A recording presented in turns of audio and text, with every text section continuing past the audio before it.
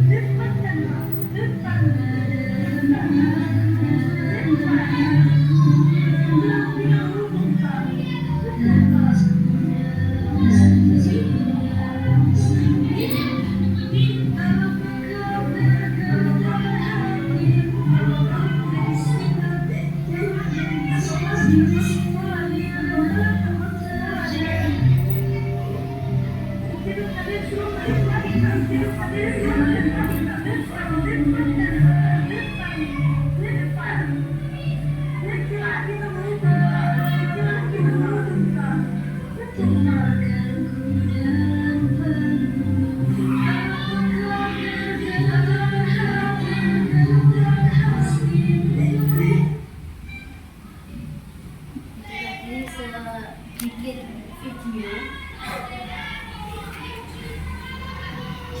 dan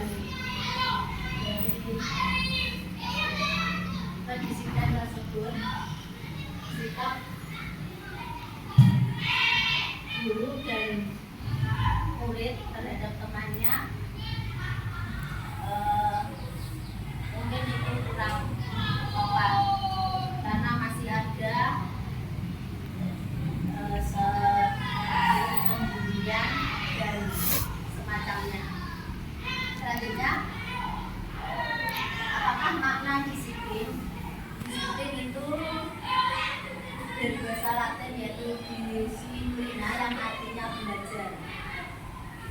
Sedangkan dalam budaya kita, makna kata disiplin telah berubah menjadi sesuatu yang dilakukan seseorang pada orang lain untuk mendapatkan kepatuhan. Kecenderungan umum adalah menghubungkan kata disiplin dengan ketidaknyamanan bukan dengan apa yang kita hargai atau pencapaian suatu tujuan mulia. Jadi selama ini yang kita tangkap adalah disiplin itu seorang murid harus patuh seperti itu. Selanjutnya, mana yang terbaik untuk mendidik dalam hal kedisiplinan? Yang pertama adalah adanya stimulus respon dan teori kontrol. Kalau stimulus respon, yang pertama kita mencoba mengubah orang agar berpandangan sama dengan kita. Kira-kira bisa apa enggak? Tidak, itu tidak mungkin ya. Dan teori kontrolnya, kita berusaha memahami pandangan orang lain tentang dunia. Stimulus yang kedua, perilaku buruk dilihat sebagai suatu kesalahan. Itu pasti. Dan teori kontrolnya, semua perilaku memiliki tujuan. Nah, itu mungkin yang akan kita terapkan dalam proses pembelajaran selanjutnya. Stimulus yang ketiga, orang lain bisa mengontrol Anda. Sedangkan teori kontrolnya adalah hanya Anda yang bisa mengontrol diri sendiri. Artinya orang lain tidak bisa mengontrol kita karena semua itu ada dalam diri kita. Orang lain tidak bisa kita atur, harus sesuai keinginan kita tidak bisa. Stimulus selanjutnya adalah pemaksaan Anda pada saat rujukan gagal. Teori konsensus menciptakan pilihan-pilihan baru. Dalam hal ini pemaksaan agar anak nurut dengan kita itu bukan pemaksaan, tapi bagaimana kita berkolaborasi dengan mereka untuk menciptakan pilihan-pilihan baru tersebut. Dan model berpikir menang atau kalah itu stimulus responnya, sedangkan dalam model adalah model berpikir menang. Selanjutnya, nilai kebajikan adalah nilai atau sifat positif manusia yang merupakan tujuan mulia yang ingin dicapai setiap individu. Nilai-nilai tersebut bersifat universal dan lintas bahasa, suku, bangsa, agama maupun latar belakang. Dan nilai-nilai kebajikan tersebut tertuang dalam profil pelajaran Pancasila, yaitu beriman, bertakwa kepada Tuhan Yang Maha Esa dan berakhlak mulia, mandiri, bernalar kritis, kebinekaan global, bergotong royong dan kreatif. Selanjutnya masuk pada topik pembelajaran 2, teori motivasi, hukuman, penghargaan, dan restitusi. Yang pertama, teori motivasi perilaku manusia. Kalau kita yang pertama adalah untuk menghindari ketidaknyamanan. Ini termasuk motivasi eksternal, yaitu apa yang akan terjadi apabila saya tidak melakukannya. Yang kedua, untuk mendapat imbalan dari orang lain, juga motivasi internal, melakukan sesuatu itu karena orang lain. Misalnya, saya akan mengerjakan tugas karena Bu Aris yang nyuruh. Nah, seperti itu contohnya. Yang ketiga, untuk menghargai diri sendiri. Nah, ini termasuk motivasi internal, dan inilah sebagai tujuan dari disiplin positif. Murid melakukan hal-hal positif itu bukan karena untuk menghindari hukuman ataupun untuk mendapatkan imbalan, tetapi murni berasal dari dirinya sendiri atau disebut dengan motivasi internal.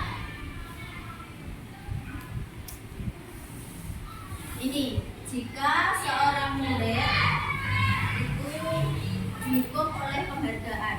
Yang pertama, penghargaan sebetulnya kalau kita memberikan penghargaan kepada murid, itu hal-hal yang menjadi akibatnya adalah satu, menurunkan kualitas.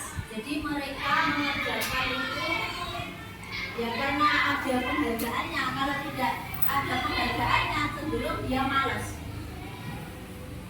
Terus penghargaan itu sebetulnya mematikan kreativitas. Dicontohkan di sini, guru jika bekerja karena gaji akan tidak kreatif. Dan penghargaan mengurangi motivasi intrinsik. Jadi seperti tadi, anak-anak jika kita memberikan hadiah, dia akan motivasinya kurang karena itu motivasi secara eksternal, bukan internal. Ini yang merupakan tindakan guru, dan beberapa contoh di sini itu masuk hukuman atau konsekuensi. Yang pertama adalah mencatat 100 kali di dalam buku kalimat, saya tidak akan terlambat lagi karena terlambat ke sekolah. Nah, kira-kira ini masuk hukuman atau konsekuensi. Mencatat 100 kali. Yang kedua, lari mengelilingi lapangan basket 2 kali karena terlambat hadir di sekolah. Yang ketiga, murid diminta untuk push up 15 kali karena tidak menggunakan masker ke sekolah. 4. Menggantikan kertas tugas teman yang telah dicoret-coret. Dan membersihkan tumpahan air di meja tulis karena tersenggol pada saat belajar. Selanjutnya kita lihat itu semua masuk yang mana. Nah, yang pertama, mencatat 100 kali dalam kalimat saya tidak akan terlambat itu bukan termasuk konsekuensi, tapi itu merupakan hukuman. Mungkin itu dulu yang kita generasi 80, 90-an kita mesti selalu jika terlambat atau semacamnya mesti disuruh, ayo mulai 100 kali. Nah, seperti itu. Kalau sekarang mungkin sudah terkikis karena proses kita belajar, jadi kita belajar untuk menjadi yang lebih baik lagi. Yang kedua, lari mengelilingi lapangan basket, ini juga termasuk hukuman. Push up juga termasuk hukuman. Yang selanjutnya adalah menggantikan kertas tugas teman yang telah dicoret-coret. Nah, ini adalah konsekuensi. Dia harus bertanggung jawab atas apa yang dia laksanakan. Misal jika ada murid yang melakukan hal tersebut, maka dia harus bertanggung jawab untuk menggantikan kertas temannya. Ataupun juga yang terakhir, lari mengelilingi lapangan basket 2 kali karena terlambat 10 menit untuk pelajaran PJK. Ini bukan masuk konsekuensi Bapak Ibu. Soalnya ini mungkin sudah masuk ke dalam peraturan dan ini sudah masuk pembelajaran, dan konsekuensinya karena dia terlambat maka harus mengelilingi lapangan basket. Nah, ini adalah perbedaan hukuman dan konsekuensi. Kalau hukuman, sesuatu yang menyakitkan harus terjadi. Kalau konsekuensi, sesuatu harus terjadi. Ini bukan menyakitkan. Yang kedua, membuat anak sakit secara fisik dan hati untuk jangka waktu yang lama. Konsekuensi itu membuat anak merasa tidak nyaman dalam jangka waktu pendek. Seperti yang ada dalam video tadi, ketika terlambat ke sekolah, dia dihukum untuk tinggal di kelas. Sedangkan untuk teman-temannya itu sudah pulang.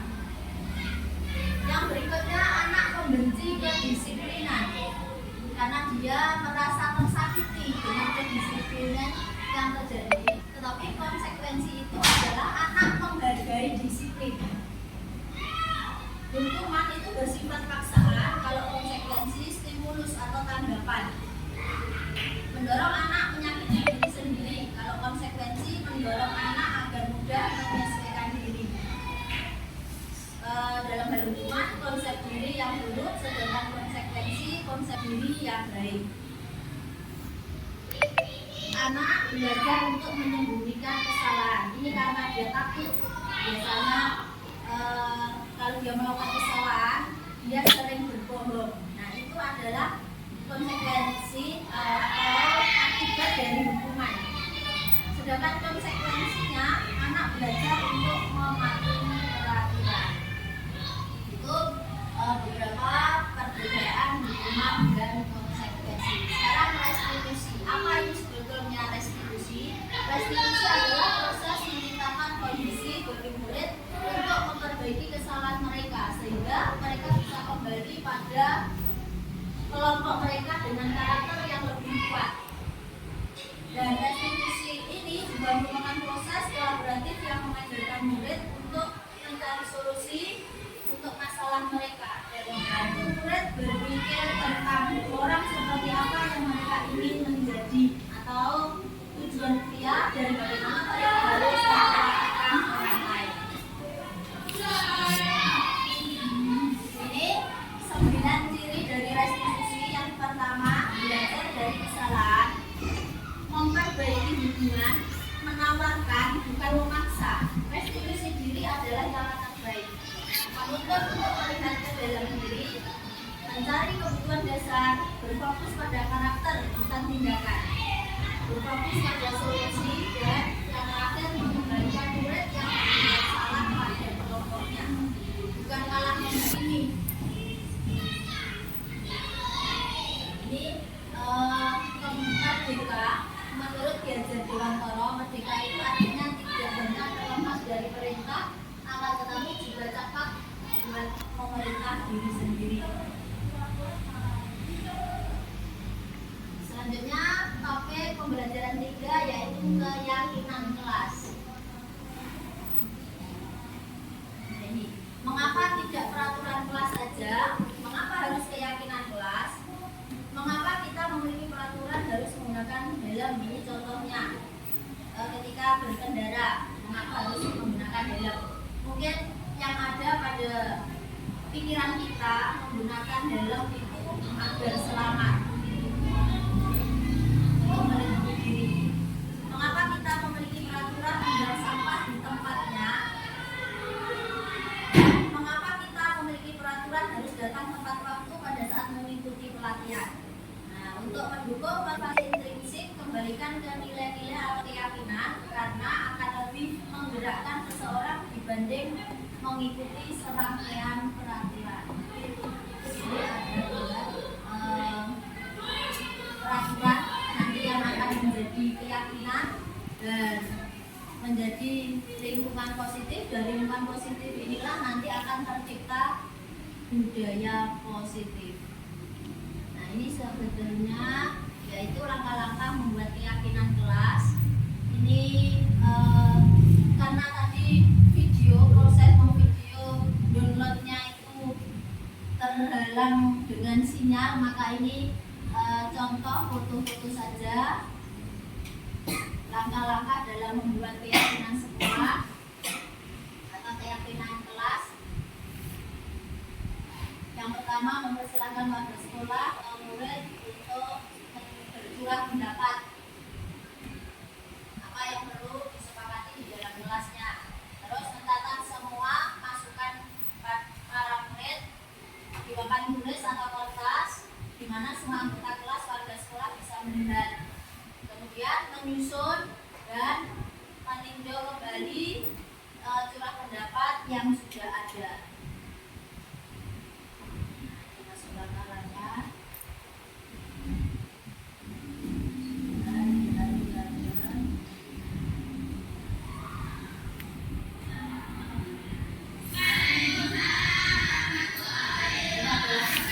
Dalam pembuatan keyakinan kelas.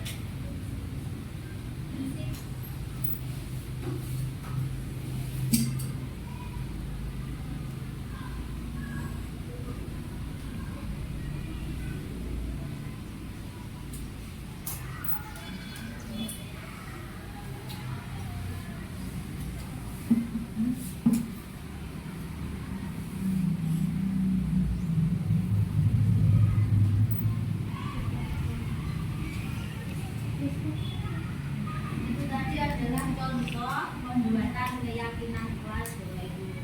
Jadi anak-anak memilih atau membuat kesepakatan sendiri. Selanjutnya kita mengarahkan menjadi kalimat yang negatif menjadi kalimat positif. Dan dari kalimat positif tersebut nanti akan muncul nilai-nilai kebajikan yang akan kita terapkan.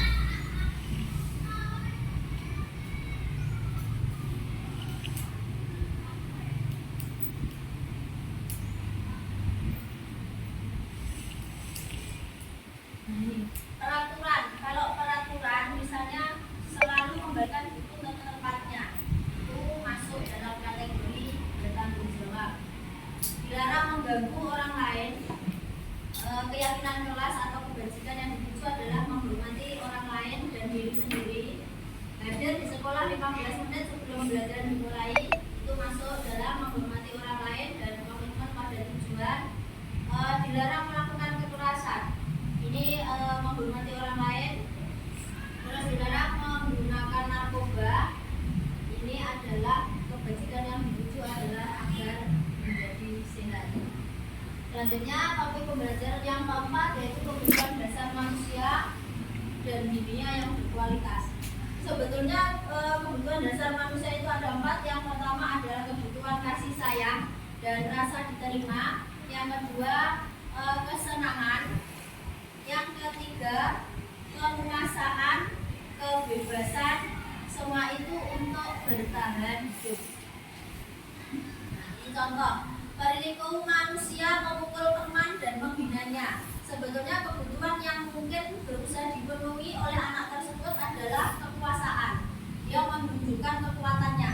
Pertanyaan pada siswa, apakah ada cara untuk memenuhi kebutuhan kekuasaan tanpa melakukan kekerasan? Jadi kalau ada siswa yang memukul, dia menunjukkan bahwa akulah yang kuat, seperti itu. Selanjutnya, jika menjatuhkan teman saat teman sedang berjalan, kebutuhan yang mungkin bisa dipenuhi oleh siswa tersebut adalah dia senang. Dia bisa melakukan atau bisa menjatuhkan temannya, dia senang. Pertanyaan yang ada pada siswa, apakah ada cara untuk memenuhi kebutuhan senang yang tanpa menyakiti orang lain? Nah, ini perilaku siswa mengganggu di kelas. Ini adalah kebutuhan yang mungkin bisa dipenuhi adalah kebebasan. Dia bebas berbuat sesuka hati. Dan yang topik 5 adalah posisi kontrol. Ini ada juga video posisi kontrol sebagai seorang guru, apa saja dan yang tepat kita gunakan seperti apa. Dalam penerapan disiplin positif restitusi, salah satu yang digunakan adalah 5 posisi kontrol. 5 posisi kontrol dalam restitusi adalah proses perjalanan seorang pendidik agar dapat mengenali dirinya. Pada video kali ini, kita akan membahas tentang 5 posisi kontrol yang dikembangkan oleh Diane Dawson dan contoh penerapan.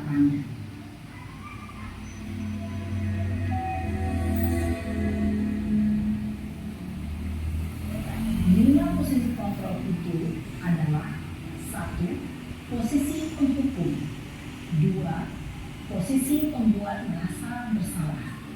3. Posisi tenang. 4. Posisi pemantau atau monitor. Dan 5. Posisi manajer. Untuk lebih memahami kelima posisi tersebut, mari kita saksikan kasus Naren yang terlambat hadir 20 menit di sekolah dan melihat bagaimana kelima posisi kontrol dalam menghadapi masalah tersebut.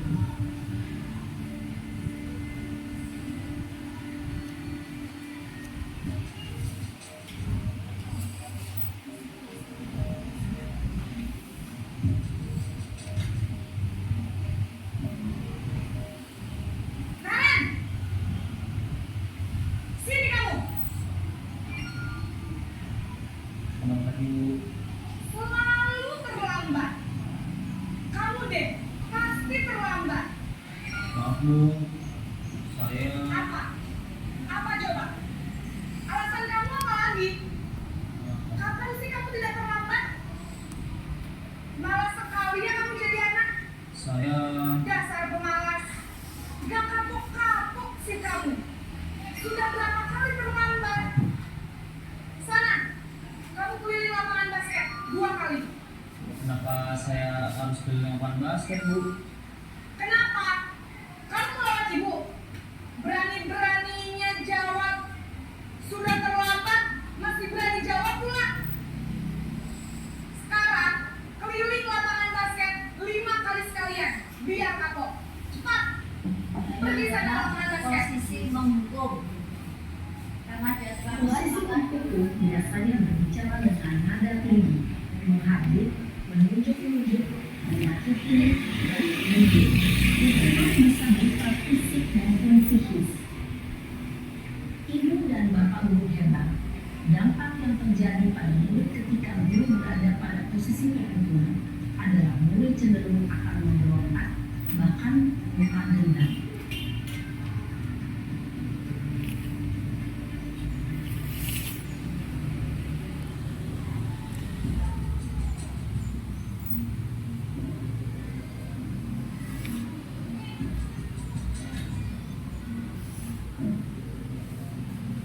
Naren,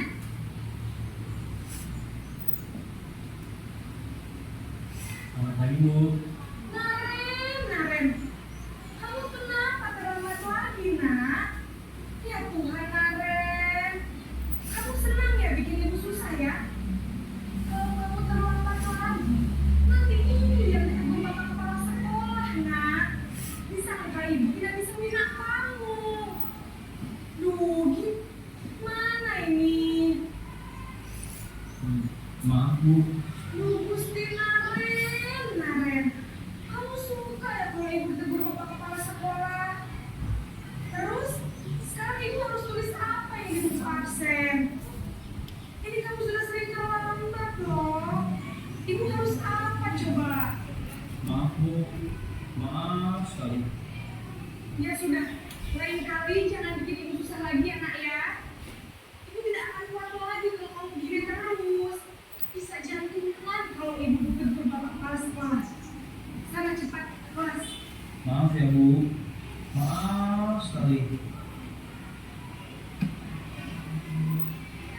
Posisi pembuat rasa bersalah berbicara dengan nada tenang, cenderung lembut.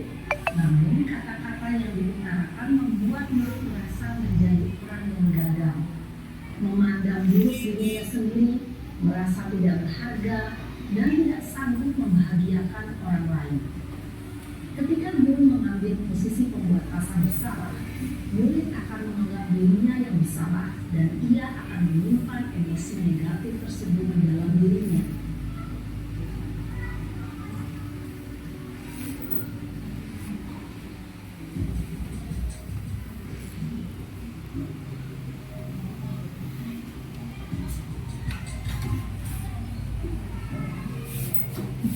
Naren,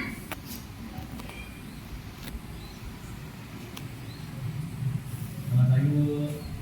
wah, sudah jam berapa ini nak? Terlambat lagi ya sayang. Iya, Bu. Habis ibu saya lupa bangunkan saya, Bu. Kamu malah menyalahkan ibu kamu. Kamu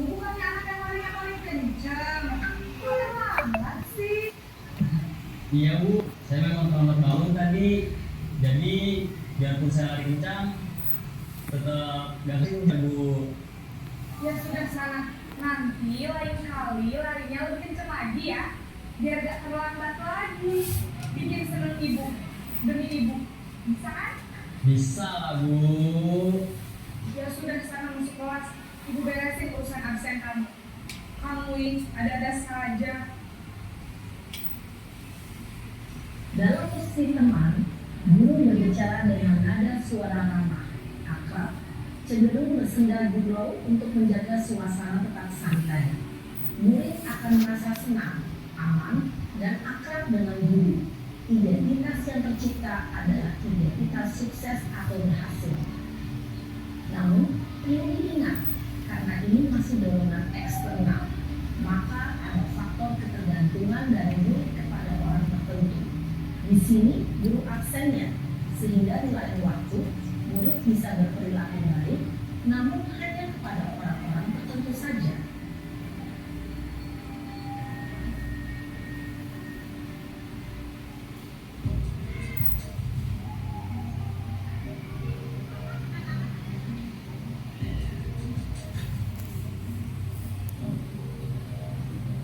Naren!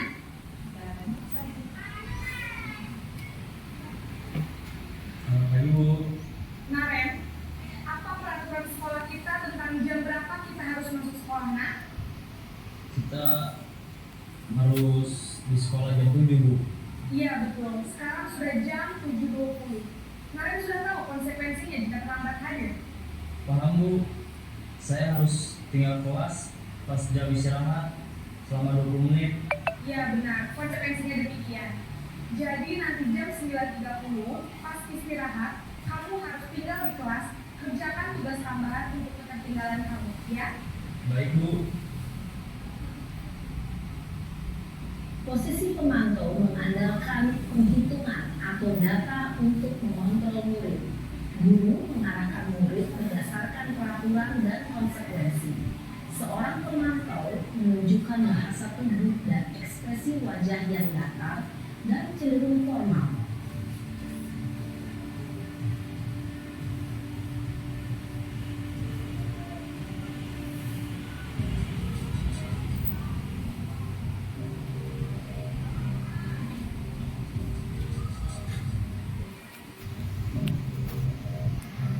Naren!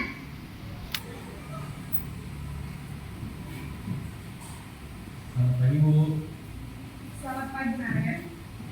Maaf Bu, saya terlambat. Iya, sekolah masuknya jam 7, sekarang sudah jam 7.20. Jadi sekarang bagaimana ini, Naren? Maaf Bu, saya lupa alarm saya semalam. Baiklah, menurut kamu, keyakinan sekolah yang mana yang perlu kamu tingkatkan? Menghargai diri sendiri dan orang lain mungkin ya Bu. Setuju. Jadi, apakah Naren meyakini prinsip saling menghormati tersebut? Iya Bu, saya meyakininya. Apakah Naren bersedia memperbaiki masalah keterlambatan ini? Bersedia Bu. Bagaimana kamu akan perbaiki masalah keterlambatan ini? Saya akan coba untuk tidak lupa menyetel alarm saya Bu. Baik, kalau Naren lupa menyetel alarm di rumah, ada orang yang kira-kira bisa bantu mengingatkan tidak? Ada Bu, karena saya Kak Emma. Ada lagi selain Kak Emma? Selain Kak Emma, ada ibu saya. Baik, jadi yang mengingatkan Naren adalah Kak Emma dan ibu kamu ya? Kira-kira akan mulai setel alarm kapan ya, Naren? Setelah pulang sekolah, akan segera saya lakukan. Baik, jadi Naren akan setel alarm untuk bangun besok pagi dan akan diingatkan oleh kakak dan ibu dan Naren ya. Ada lagi yang mungkin perlu dilakukan, Naren, agar tidak terlambat bangun lagi. Tidak ada Bu. Baik, Naren, terima kasih untuk kerjasama kamu. Sekarang kamu perlu kembali ke kelas untuk belajar. Baik Bu, terima kasih. Posisi manajer adalah posisi kontrol yang disarankan untuk membimbing murid memiliki sikap disiplin yang positif, yaitu murid yang mandiri, bertanggung jawab, dan dapat memecahkan masalah. Tujuan dari posisi ini adalah agar murid dapat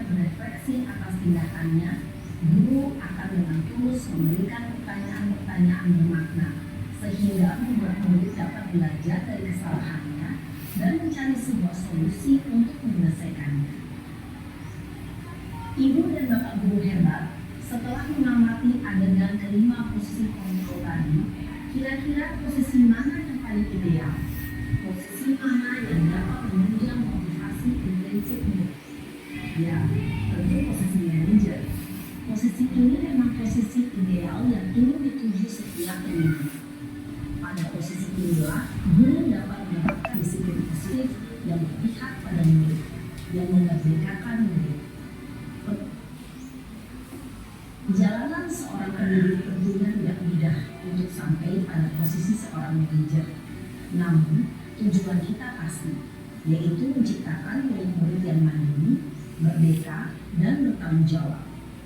Semoga penggambaran 5 posisi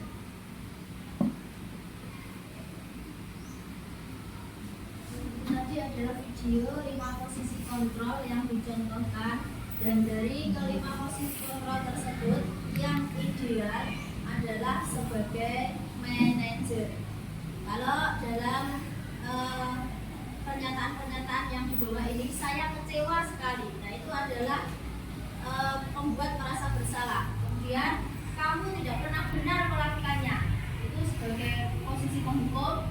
Ayolah lakukan demi ibu atau demi bapak. Nah itu yang posisi sebagai teman. Dan apakah kamu mau mendapatkan stiker bintang hari ini? Itu posisi sebagai pemantau.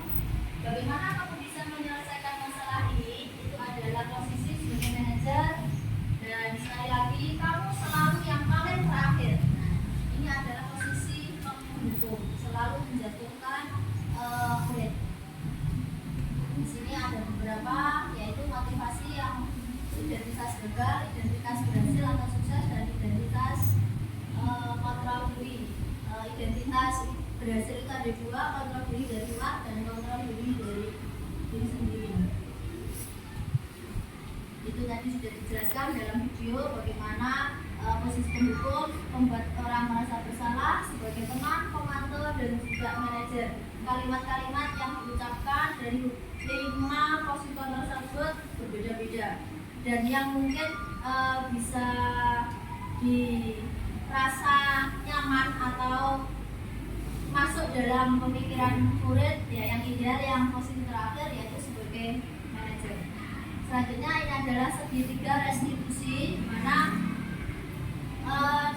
dalam penyelesaian secara posisi secara manajer, yang pertama adalah validasi tindakan yang salah. Yang pertama adalah menstabilkan identitas. Setelah menstabilkan identitas adalah validasi tindakan yang salah dan menanyakan keyakinan.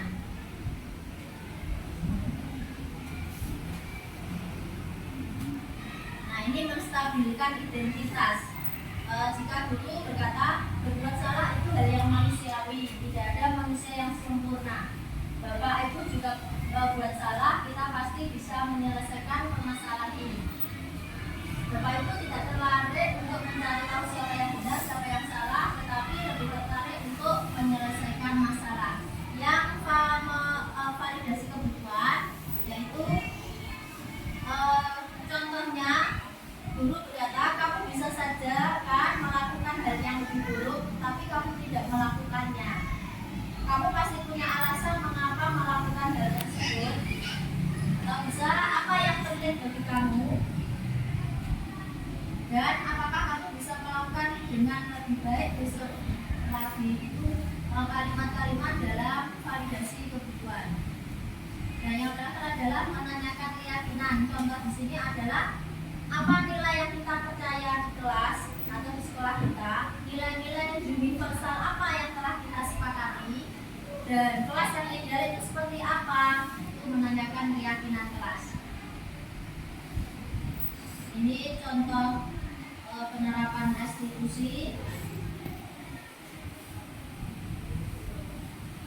Ini karena videonya tadi gagal, kemarin mencoba untuk mempraktekkan pada salah satu siswa kami dalam posisi kontrol sebagai manajer. Yang selanjutnya adalah yang terakhir dari beberapa video ataupun materi yang sudah kita saksikan bersama-sama. Yang pertama, pemahaman apa yang Anda peroleh setelah mengikuti elaborasi pemahaman ini. Yang kedua, apakah komitmen perubahan yang akan Anda lakukan? Dan ketiga, apakah rencana nyata yang akan Anda buat sebagai tindak lanjut dari pemahaman konstruksi budaya positif. Jadi dalam diseminasi budaya positif ini diharapkan kita semua belajar, karena belajar itu butuh proses, jadi tidak langsung secara instan, tapi kita mencoba untuk menerapkan budaya positif agar proses belajar mengajar ini sesuai dengan apa yang dicita-citakan oleh Bapak pendidikan kita, yaitu Diajar Dewantoro. Video tadi mungkin Bapak Ibu ada yang ditanyakan atau menanggapi, monggo silakan. Terima kasih. Silakan, Pak Trin. Saya mau tanya dari hasil pemaparan video tersebut yang telah dipaparkan, yang telah ditayangkan tadi terkait seorang guru akan memberikan teguran atau hukuman kepada siswa. Yang pertama yang kami tanyakan itu bagaimana atau siapakah yang salah atau yang lalai dalam memberikan hukuman kepada anak tersebut, karena anak tersebut tanpa ditanya keterlambatannya langsung diberikan hukuman, sehingga berulang-ulang memberikan hukuman terus yang anak yang orang tuanya sakit itu pertama. Yang kedua, pertanyaan kami dalam posisi lima posisi kontrol itu ya, itu kira-kira yang paling tepat, yang paling mengena diberikan kepada anak itu 5 posisi kontrol itu yang mana? Terima kasih. Oke, langsung saja saya tanggapi Bapak Ibu. Untuk memang betul dalam video yang pertama tadi adalah dalam hal kedisiplinan, seorang guru melakukan posisi sebagai penghukum. Jadi anak melakukan kesalahan, yaitu terlambat datang, maka mau Pak di dalam videonya itu tidak serta-merta ditanya dulu mengapa terlambat, ada hal apa, atau sekali dalam posisi kontrol sebagai manajer biasanya masuk dalam, tapi yang pertama adalah menstabilkan identitas. Tetapi dalam video tadi anak langsung dicerca oleh hukuman itu, yang mana nanti mengakibatkan anak tersebut satu, ada rasa dendam, dia benci karena dia moro-moro dihukum tanpa tahu masalah yang telah dihadapi, dan itu adalah contoh yang kurang tepat Bapak Ibu. Jadi dalam hal itu kita sebagai pendidik kita harus menanya dulu apa masalahnya, kira-kira seperti apa, itu masuk dalam posisi kontrol sebagai manajer. Dan kalau posisi yang ideal atau yang tepat dalam hal ini adalah kita harus memposisikan diri sebagai manajer. Yang pertama, menstabilkan identitas. Jadi masalahnya apa? Kamu kok bisa terlambat? Terus selanjutnya tentang yang kedua, menanyakan bagaimana tindakannya agar kamu selanjutnya tidak terlambat. Dan yang terakhir, apakah ditanyakan dengan kesepakatan kelas atau kesepakatan sekolah, kira-kira terlambat itu termasuk dalam keyakinan kelas yang sudah dilanggar apa tidak, seperti itu. Jadi memang selama ini yang kita terapkan adalah posisi sebagai penghukum, dan saya sendiri juga belajar bagaimana untuk kedepannya itu bisa menjadi posisi kontrol sebagai manajer. Seperti itu Pak Tuki. Mungkin ada tambahan dari Bapak Ibu. Terima kasih Pak Tuki. Dari ibu yang lain sudah cukup. Oke, terima kasih. Itu yang dapat saya jawab Pak Tuki. Dari paparan presentasi kali ini diharapkan kita semua berkomitmen dan juga menjadi posisi kontrol mana yang ideal, dan diharapkan tadi yang ideal adalah sebagai posisi manajer. Nah, ini cukup demikian apa yang bisa saya sampaikan kepada Ibu semuanya, dan saya berharap kita semua belajar dan terus belajar demi pendidikan yang lebih baik. Dan saya akhiri, bila taufik walhidayah.